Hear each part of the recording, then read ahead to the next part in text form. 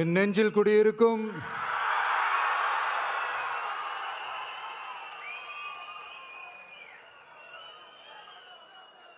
என்னுடைய தோழர்களுக்கும் தோழிகளுக்கும்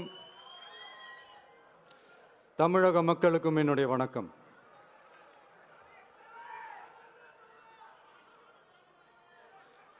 நம்ம குடும்ப உறவுகளை இழந்ததனால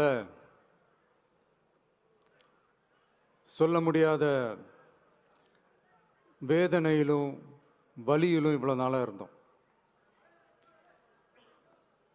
அப்படிப்பட்ட அந்த சூழல்ல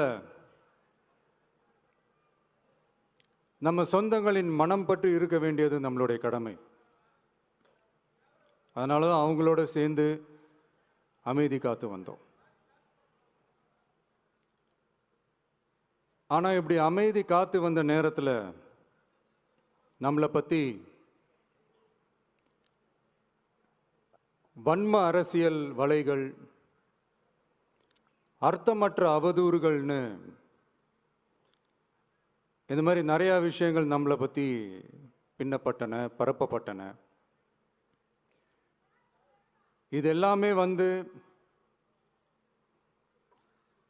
சட்டம் மற்றும் சத்தியத்தின் துணை கொண்டு துடைத்து எறிய தான் போகிறோம்.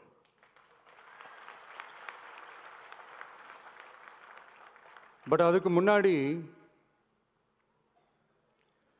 தமிழக சட்டமன்றத்தில் நமக்கு எதிராக நிகழ்த்தப்பட்ட ஓர் உரைக்கு